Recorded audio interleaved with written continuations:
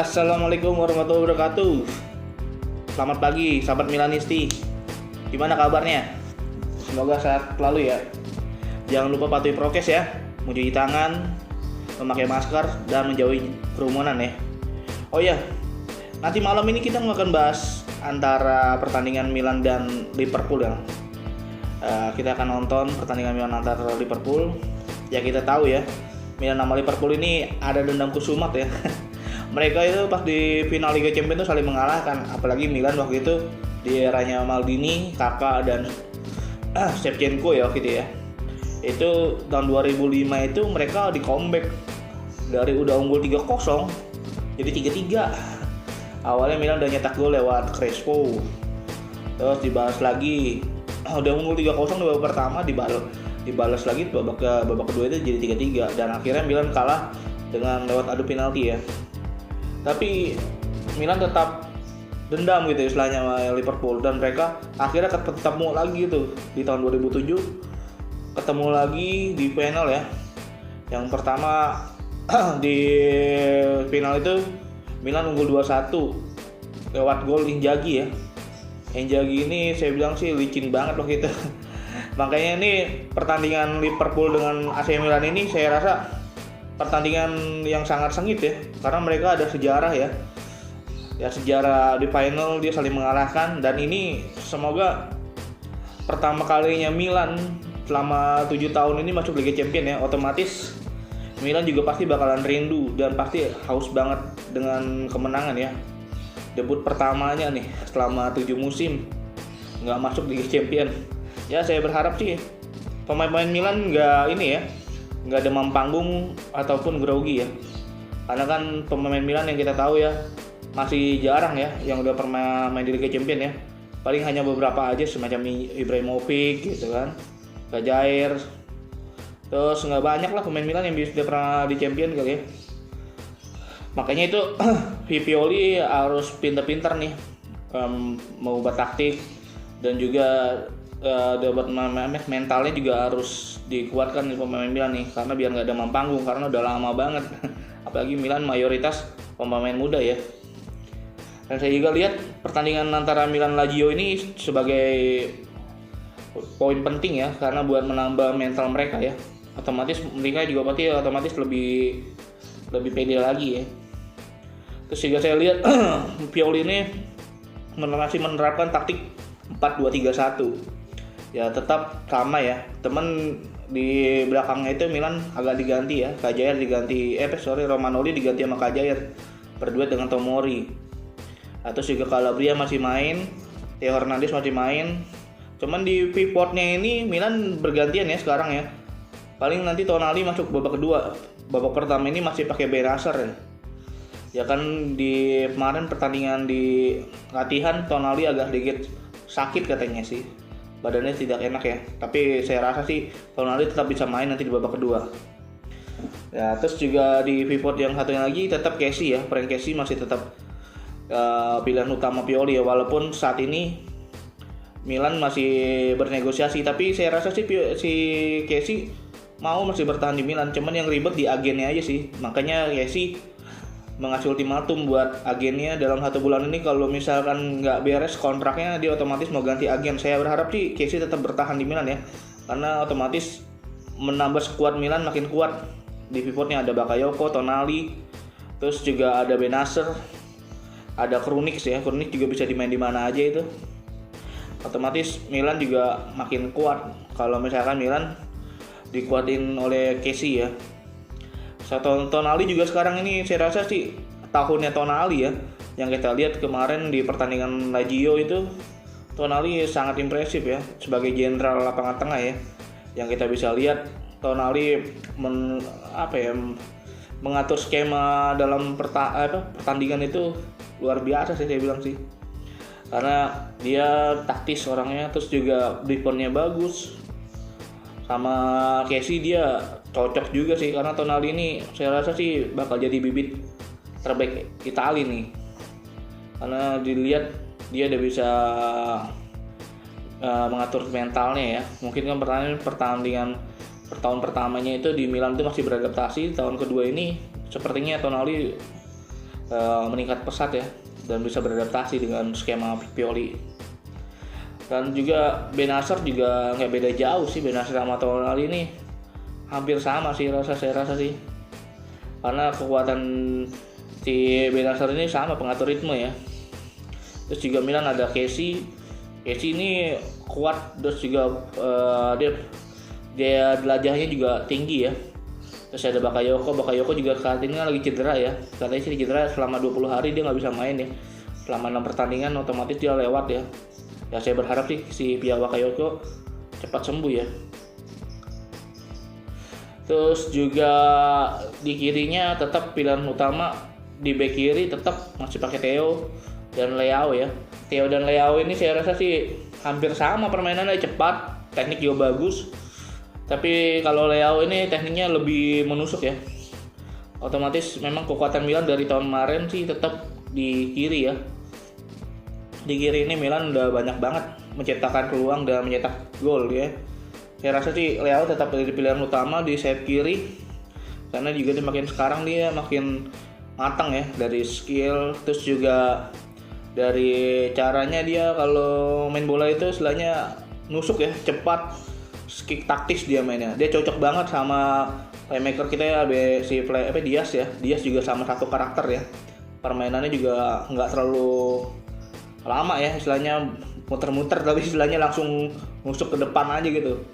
Nah, saya rasa sih Milan bisa manfaatkan ini nih, Leao sebagai kecepatannya, terus juga Dias pembuka ruang ya. Kalau lihat playmaker Milan ini, Dias ini walaupun kecil mungil tapi dia gesit, tekniknya juga saya rasa di atas rata-rata ya. Apalagi dia juga masih muda, masih 21 mau ke 22 ya. Saya rasa ini Dias bisa jadi playmaker pilihan Spanyol nanti ke depannya. Ya dia harus banyak belajar bagaimana menutupi kekurangannya kan dia berbadan tidak terlalu besar ya, otomatis dia harus belajar seperti Messi, seperti Sakfi ya, istilahnya walaupun badan tidak terlalu besar tapi dia body balance-nya masih oke ya. Karena saya lihat dia sini makin kesini makin banyak dijaga ketat nih nanti nih. Saya rasa ntar Liverpool pasti bakal jaga Dias nih. Terus juga buat di sayap kanan tetap ya masih pakai Salamaker ya. Nah, nanti mungkin berganti dengan Florenzi ya. Saya rasa sih Salamaker sih ini juga lagi on fire sih. Dia juga salah satu sayap kanan Milan yang sangat diandalkan sih.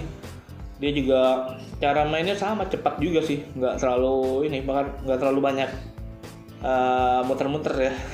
Makanya Milan beruntung banget nih, di kanan ada si Salamaker, di kirinya ada Leao. Terus nanti di playmaker ada Dias. Ini tiga ini saya rasa sih daya gedor Milan nih. Di depan juga nanti rencana sih di babak pertama ini Milan masih pakai Rebic ya. Yang kita lihat Rebic ini di pertandingan lawan Lazio ini walaupun dia tidak mencetak gol tapi dia pemain yang krusial ya. Setelahnya mengasih 2 assist loh kemarin tuh. Saya rasa dia bisa lah di merepotkan pertahanan dari Liverpool nanti. Ya kita lihat di Liverpool sekarang udah ada Van Dijk ya. Van Dijk juga udah sembuh dari cedera panjangnya ya. Tapi saya rasa Milan bisa memanfaatkan dengan kecepatan pemain depannya.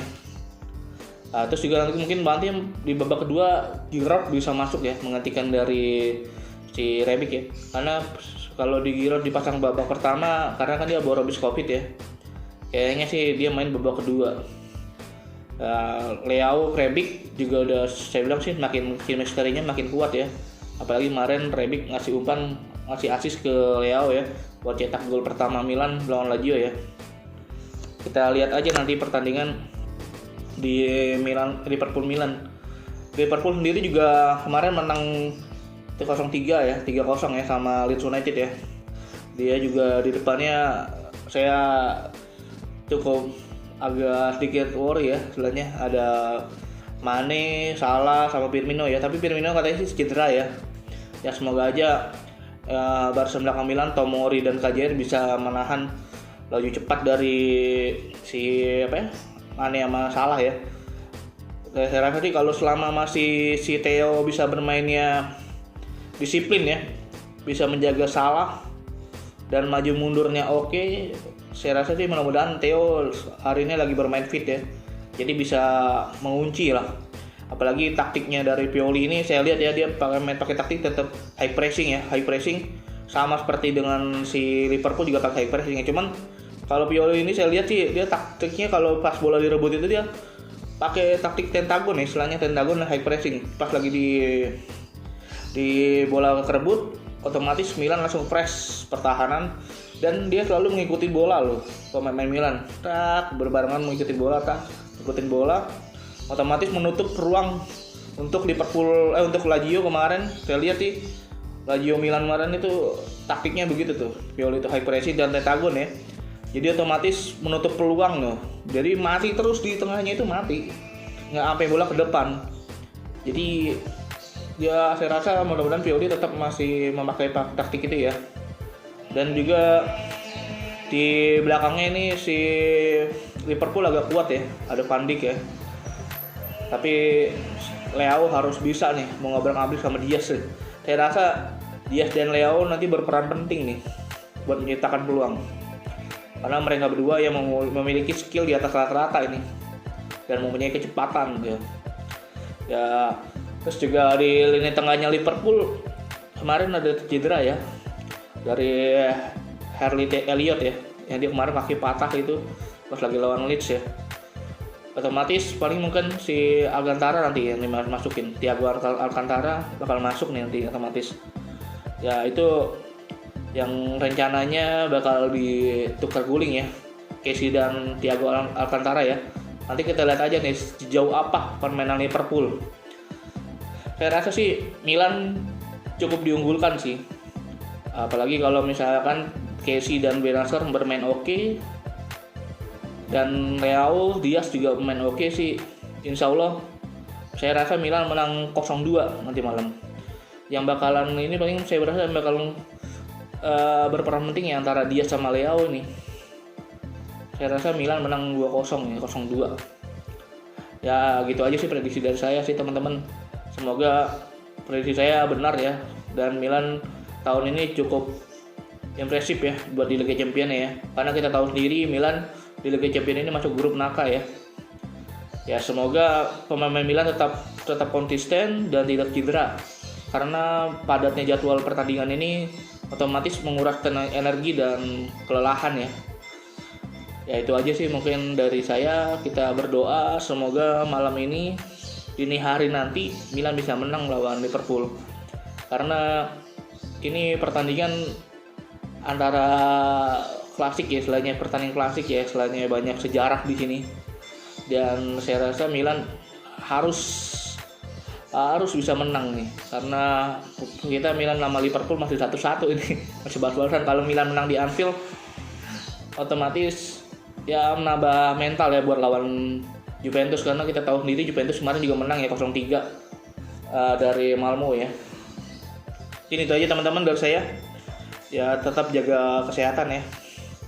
Walaupun begadang otomatis makannya jangan dikurangin. Karena kita tahu ya jadwal Milan padat banget ini.